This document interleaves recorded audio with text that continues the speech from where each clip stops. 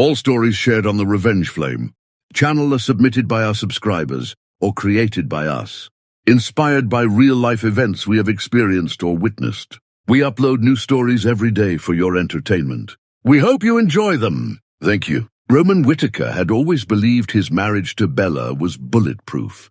They met in college, married at 25, and built a quiet life in suburban Denver. 2 incomes, a paid-off house, weekend hikes in the Rockies. Bella worked marketing at Apex Dynamics, a mid-sized tech firm.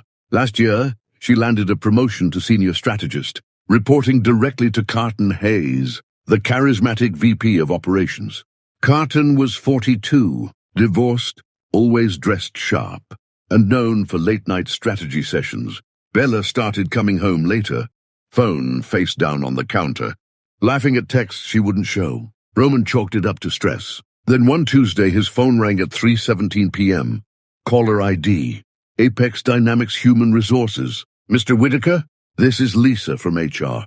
We need to speak with you about your wife and her supervisor. It's urgent. Roman sat frozen in his home office, the HR woman's voice calm but clipped like she'd delivered this speech before. Mr. Whitaker, company policy requires us to inform spouses when we open a formal investigation into a supervisor-subordinate relationship that violates our fraternization and conflict of interest rules.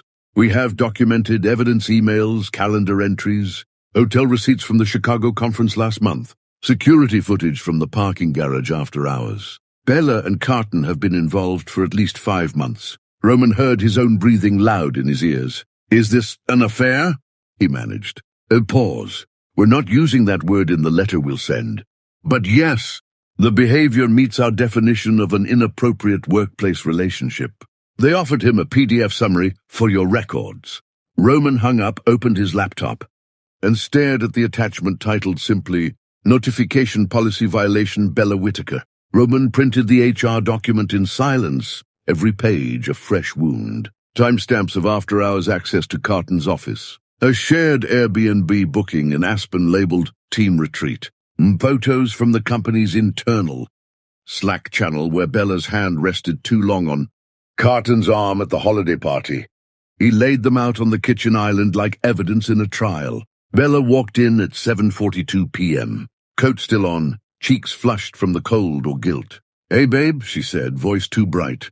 Roman didn't move. HR called today. Her smile froze. What? They sent proof. 5 months. Hotel receipts, footage. Bella's purse hit the floor. Roman, I can explain. He held up a hand. Save it. I already know more than you think. Bella collapsed onto a bar stool, mascara streaking like black rivers. It wasn't planned, she whispered. Carton listened when I felt invisible at home.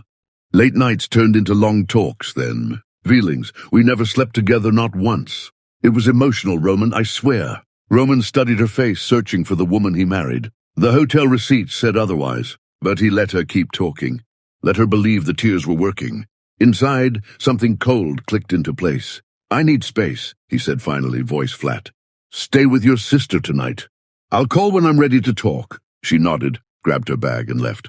Roman waited until the front door clicked shut, then opened his laptop and searched Carton Hayes plus divorce records plus Denver courts. The first hit, a bitter custody battle, allegations of emotional manipulation. He smiled for the first time in hours. Roman met Marissa Hayes at a quiet cafe off Pearl Street, snow dusting the windows. She was 40, sharp-eyed, carrying a leather folder thick with printouts. Carton's playbook hasn't changed, she said, sliding photos across the table. Carton at company events with different women, arms around waists. Late-night texts she'd screenshot years ago. He starts with mentorship, ends with them thinking they're special. Then he ghosts when they want more. Roman's jaw tightened. Bella's late nights, her sudden interest in career growth, the way she defended Carton like a shield, it all lined up. I'm not just angry, he told her.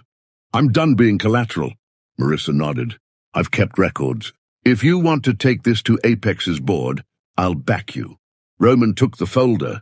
Let's make sure he never does this again. 3 weeks later, Apex Dynamics held its quarterly all-hands meeting in the downtown auditorium.